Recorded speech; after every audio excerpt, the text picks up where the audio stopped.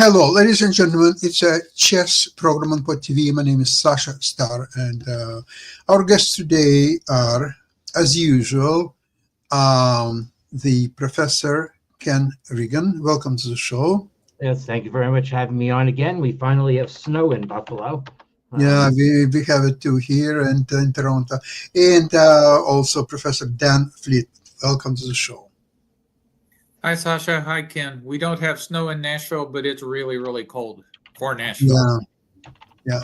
Okay, yep. Well, we are approaching not only second half of the match, but almost the end of the match in 5 more games. So the score is even, and the games are, one is more interesting than the other one. It's just incredible. And what, not only that, I've heard one of the commentators mention that this is the highest quality world championship match ever. Can you imagine that, including Carlsen? Highest accuracy. I don't know if it was the commentator quoting Mehmet Ismail, who is a professor himself, actually, or academic game theory student. His PhD advisor Stephen Brams is pretty famous. Anyway, so if that's so, but I'll just say that the match is actually dead on target normal. So whether it's the most accurate match in World Championship history or not, I'm getting results that say exactly what the players' ratings are. And in fact, that's from my screening, which I'm often less public with, but in a second I'll compute my intrinsic performance ratings from that.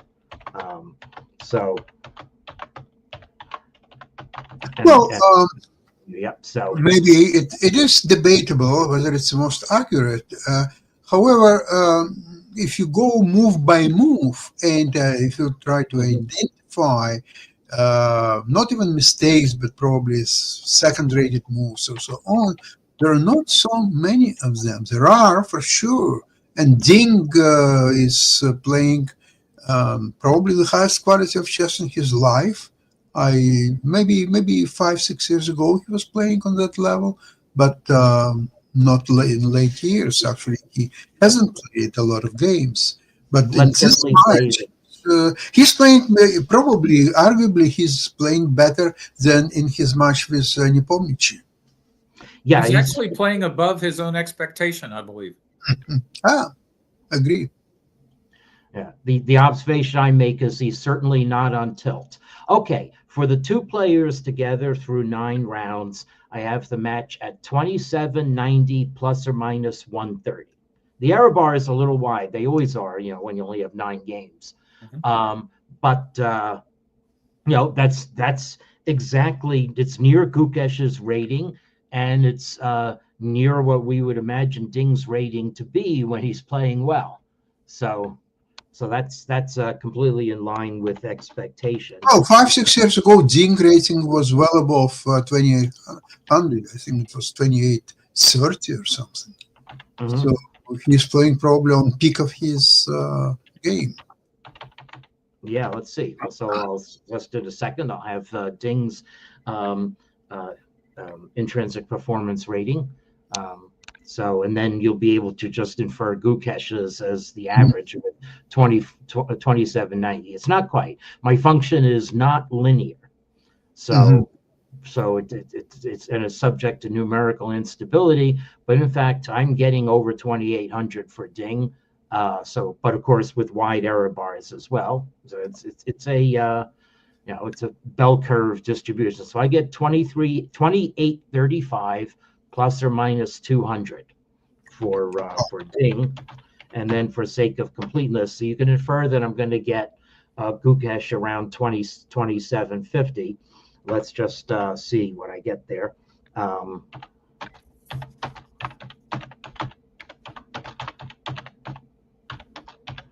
then 19, I'll guess 2750, and okay, so this will chug for a moment. I can mention in passing that there is other chess being played. In fact, Fabiano Caruana won the U.S. Masters at the Charlotte Chess in Charlotte. Mhm. In sort by his own words, somewhat harem scarum fashion.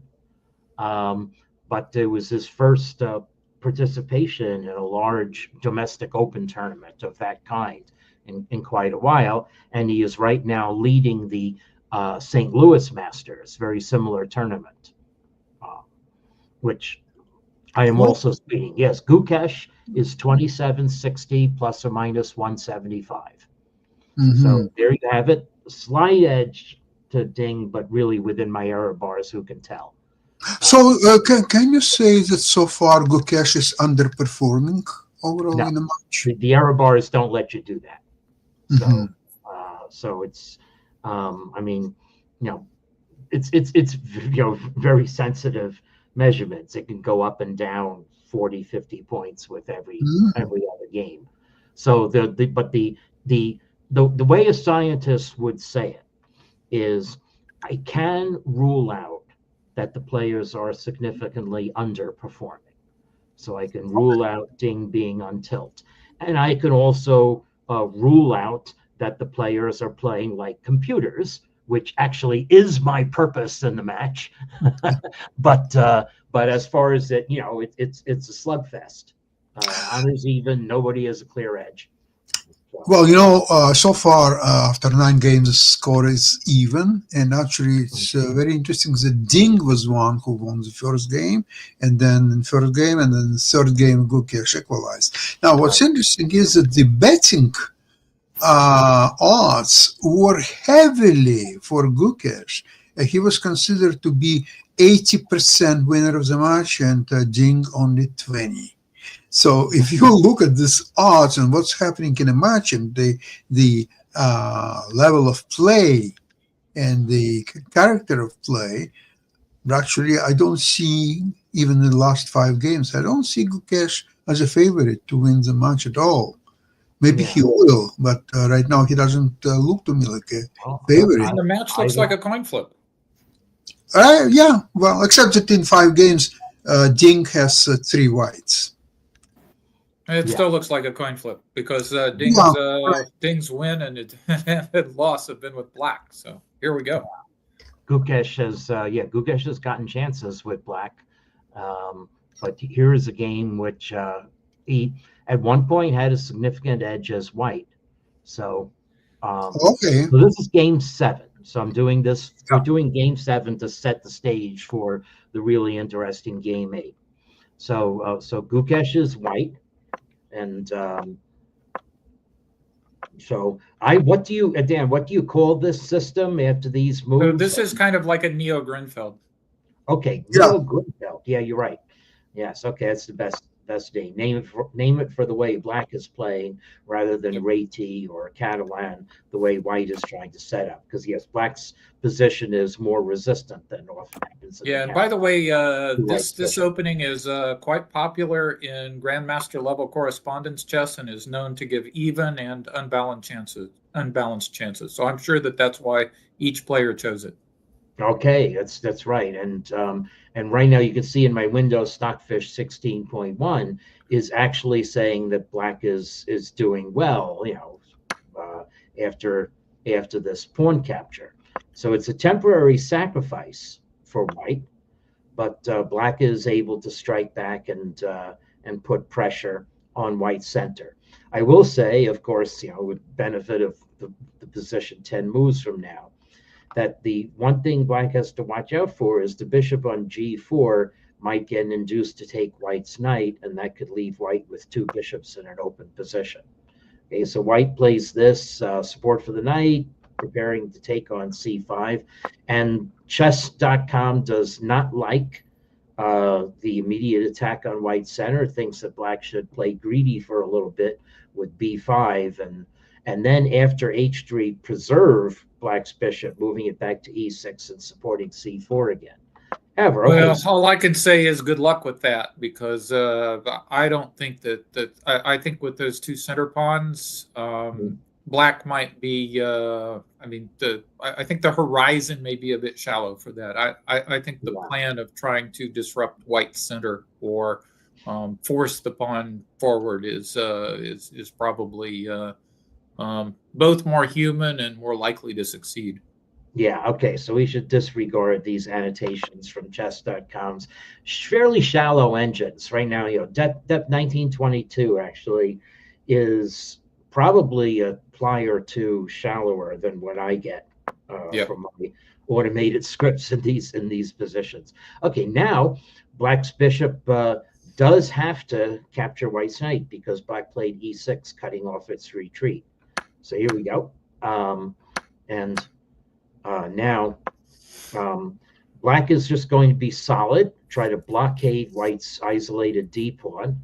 And the d-pawn does restrict the scope of White's bishop on f3. On the other hand, White has regained the pawn, White has more space and the two bishops. So, so Black counterattacks, but counterattacks of this kind are always a little bit double-edged.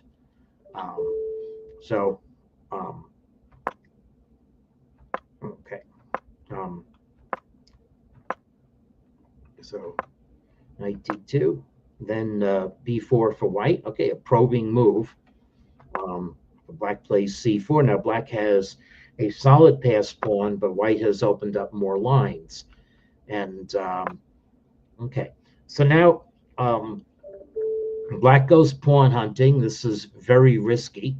I mean, obviously it only becomes pawn hunting. So the reason why this is pawn hunting is that Black is threatening to uncover an attack on White's a1 rook by moving the knight.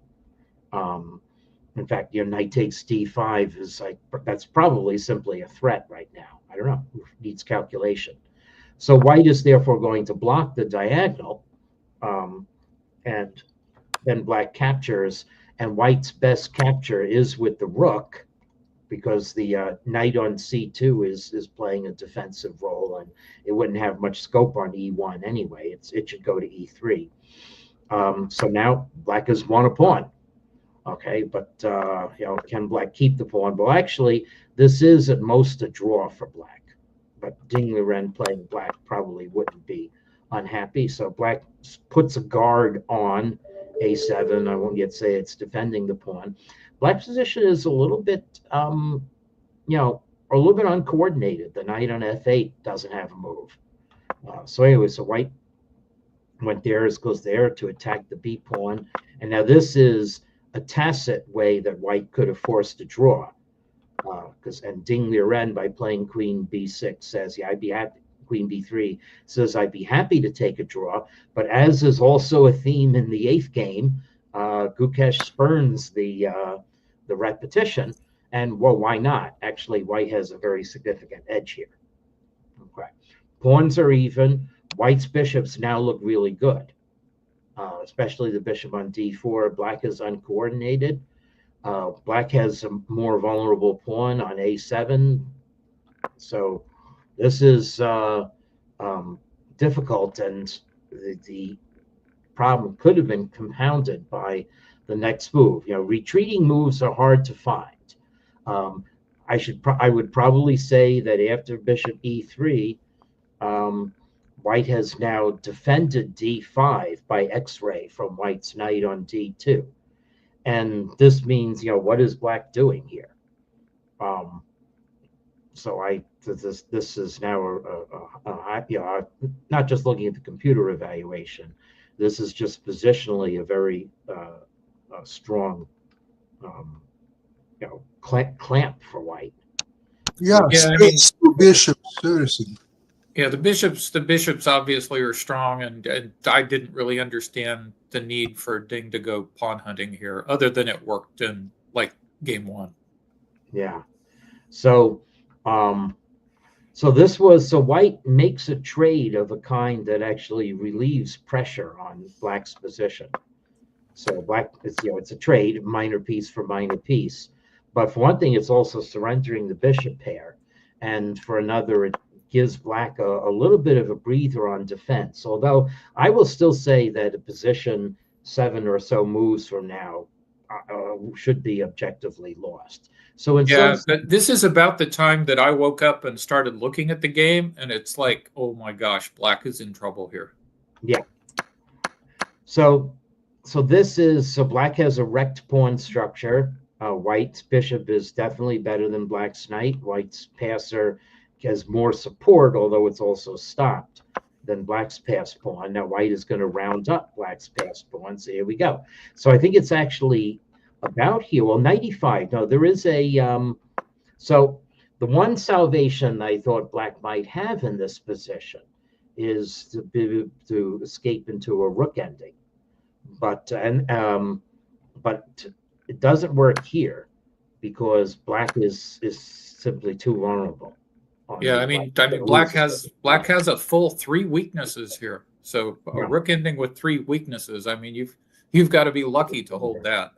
Yeah, but very strangely, black is able to dance around here. Like this is actually, I think, when I looked at the game too, and black is, has this way to dance around, right? You're lucky white can't just take it and make a queen after the rook comes off. So, okay, plays rook f4. Now knight e7, guarding this pawn. It looks very passive. It looks like I can get in d6 in some position like this. But actually, this is a reasonable block on white's position. So b5, then king f6, another natural move. White defended the d pawn. This f5 was protected. It could be taken now. Now this is given a question mark by the computer, and the reason is that it loses black's h pawn. But I'm not so sure about that. Was this the position where the computer wanted black to just play back to c8 and just sit? And yeah, I looked at that and I thought there's no way that Ding can play knight c8 because indeed, and with this kind of a wrecked pawn structure, I just think that passive play, a pawn down, whatever the computer thinks, is eventually going to be losing. So I actually, when I was looking at this position, I thought king e5 made the most practical sense. So I mean, maybe Ding and I are both wrong, but. Well, it's very weird. Stockfish's first line sees white simply giving up the b pawn. I don't understand that at all. Yeah, I don't understand that at all either. But maybe black. So if white plays bishop e2 to guard the b pawn, then maybe black's king is able to attack d5. Yeah, so there may be some logic to this. Or if you play knight b6, just on bishop e2. That's true. Yeah, then white has to. You're right. That's simply that white has to come back, and it's a repetition. You're right. So yeah, but I mean, if white plays something like, I don't know, just king e2 or something like that, and just kind of just makes black just find move after move after move. I don't know. Yeah, let's see. Well, so yeah, so actually the knight b6. So knight b6, rook a7. Well, this is where white cedes the b pawn. So it's a question of whether white has gained enough tempos to mount an invasion. So yeah, anyway, maybe not. I don't know. Yeah, so maybe now. Anyway, on move 40, it made a lot of sense to just keep the king active. Right, even at the cost of the h pawn. So the only problem is that now white has an outside passed pawn, which in combination with the bishop is often bad for black. And this is again a position where I think this is the position that I'm talking about, where I thought white was just going to win. Yep. Okay, white can guard b5. White has intact pawns on the king side. White has a bishop against the knight. Taking the d pawn increased the scope of white's bishop. I thought this is winning, and it probably is. Mm-hmm. So Ding plays accurately. Gukesh plays accurately for a little bit, but here passed pawn should be pushed. Yeah, h4. Yeah, h4. So. Yeah, and the funny thing was that actually both players thought that white was winning after king e1. Yeah. I mean, well, maybe Ding white still is winning. Ding just pushed f6 basically because he didn't have anything else to do. Yeah. Apparently, it's a good move. But f6 is a great move. It's just, but I mean, he literally didn't have anything else to do. I mean, isn't that where Ding spent like 20 minutes of reflection time or so? Yes. So Ding's clock says 26:44. So he he's already gotten his lump sum increment. His lump sum at turn 40. Oops, I'm sorry. I hit the wrong key. But yeah, I Jordan- mean, f6 was played because essentially everything else loses. And it turns out that f6 is really, really useful. But who could see that when you played it? It was just Yeah. a really good find. It is. Well, the engine's saying rook d5 and rook d4 are just tacking, but tacking, Yep. I guess you ought to lose. So anyway, so f6, h4 makes sense, and now rook d3, and apparently that was the wrong way to react because now black has been able to gain a tempo for some liquidation. So now actually the engine says drawn, and you can see how this is going to be drawn. I guess white overlooked some tactic on e4. So this in some ways looks like it's deadly because if you trade down to a king and pawn ending, then white will win. But white cannot get in f3. So okay, wait. This is maybe this is exactly what Ding underestimated because king f4 obviously loses the knight. So Ding may have thought, Gukesh may have thought, wow, if I'm getting the black king to go to g2 behind my passed pawn, which can run free. Yeah, I mean, from a distance, this looks like it's just easily won. But then you start trying to find the moves, and that king on g2, that's an amazing. I mean, that's almost study-like. Yeah. And Ding was finding this with like 15 to 20 seconds or so per move. Right. Yeah. Yeah. He's up to 5 minutes left, and actually, it was Gukesh ran down all those times. Let's see. When did Gukesh run down this time? Wait a second. So Gukesh after f6, the h4 push. 10 minutes. The h4 push, but then it's an obvious move, and then bishop d1, and then he used almost all of his time after king takes f4, maybe calculating whether this works or not, but finding it doesn't. So one other little nicety here is that if knight takes f2, then bishop f3 check, winning the rook. But this now suddenly white's king is under the gun. So white played f4, but now black can defend and actually round up white's h pawn. So here we go. We're going to round it up. Now white won that pawn, but we don't care. We can start liquidating more things. So okay, just have to make sure that it's not gonna make a queen. But this requires just some very accurate calculation. White can play f7, and the rook then is I'm forgetting the word, a free radical or whatever. But white's rook can't go anywhere to make a big threat. So anyway, so white played this, and then after this, black happily gives up the knight for the pawn, and we have just a dead draw. So an engaging game, but really, actually, Gukesh was, should have had the technique to win this game, I think. Yeah, I agree. So with that in mind, let's go to the very exciting game 8, which I have in a different format this time. So I have this from Dennis Monocrusos. I subscribe to his Substack. So I see do you see the board now? Not yet. Not yet. Not yet. Okay. There we go. Okay, great. So Ding Liren is white. Let's see what Ding can do as white. So the opening here is really interesting. I mean, this is how chess was played in the 1800s, quite literally. Okay, so bishop b4.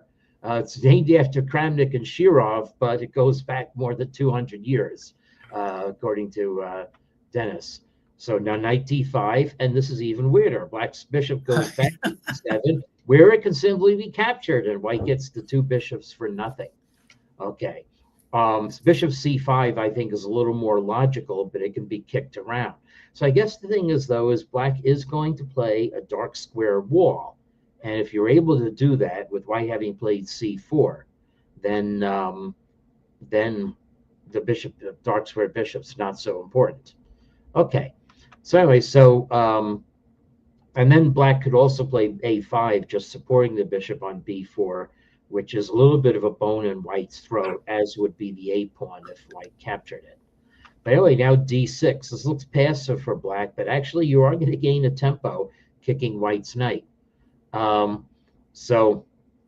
then the funniest thing that's in a comment is that black has a plus score with this opening, though maybe because higher rated players have played against black. Okay, so we kick the knight, and now comes f6. This is like playing Arabian chess, where the whole goal of Arabian chess was to move all the pawns to the third rank and then play rook a7, rook g7, and start an attack on the wing. So yeah, I mean, the hedgehog is a time-honored strategy against the English, and I guess this is a variation on that theme. Yeah, I guess so. It's a hog hedge, I guess, or something like that, because the pawns are not on the usual hedgehog squares. Yeah, but exactly. on the other hand, e6 is a nice place, and white can't obviously take advantage of the light square weaknesses here. So in fact, black takes over a light square, and black's defending d5 multiple times, which it's often a consideration in King's Indian attack or Catalan positions, but white is just not organizing any attack on d5. So black is able to play normal moves and is, I'd say, clearly optically equalized at this point. And now there's only one respect in which black is playing with fire a little bit. White has the two bishops, but white's pawns are back on d2, e2, and they're like latently backward. So this is a little bit uncoordinated from white. Okay, so if white's pawns could advance, as Dennis Montecruzo says, this would be an enormous advantage. But black can do some things to kick white around. So this induced the very awkward move. If you play a more normal move like rook f2, rook f2, then knight e5, and then if you guard the pawn like this, now it's white's dark squares that are the problem. So there's a lot of latent issues in this position. So the rook on e4 is awkward. Now black's other knight can find some good squares as well. So and Montecruzo said black also could have played f5, rook e3, f4.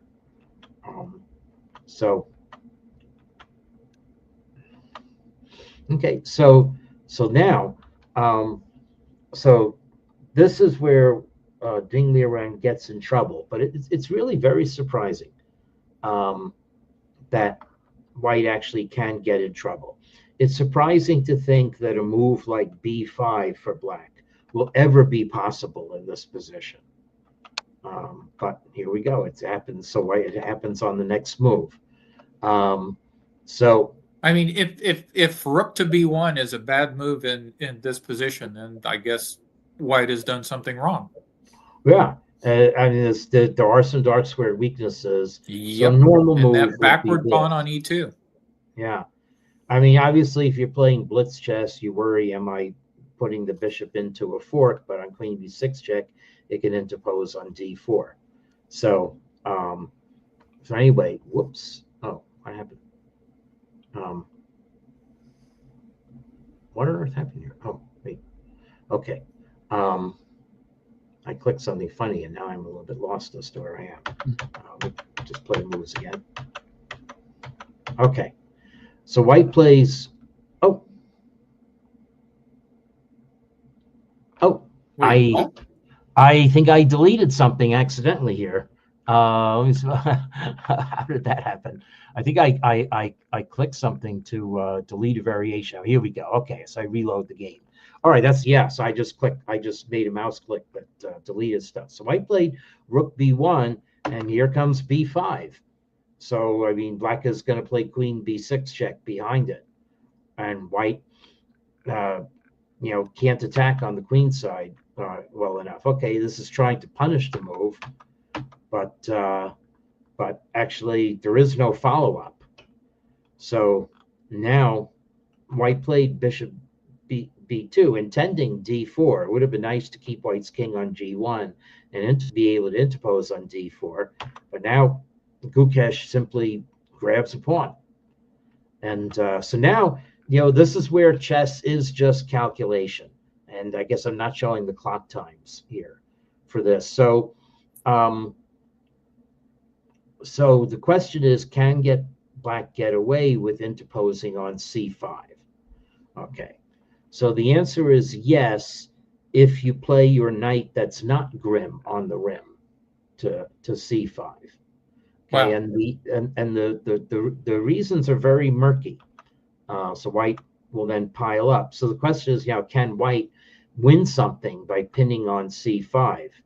But black is able to unpin in time. Let's see, why doesn't white have queen c2 as a follow-up here? That's a good question. I don't Rook have c8 is Yeah. only. Well, Rook let's see. You play here. So I think maybe one of the advantages is that now black is threatening knight b4. So that may be the tactical reason. And if white goes bishop queen c3, then knight d5 is a good square. Although on knight b4 is white. What's happening if white just captures on c5 though? No, knight b4 may not be on here. Yeah, I don't know. This is, I mean, you've got to calculate a lot of lines, like, half a dozen moves ahead on this one. This is hard. Yeah, this is very hard. So anyway, so rook c1. Now Ding is okay.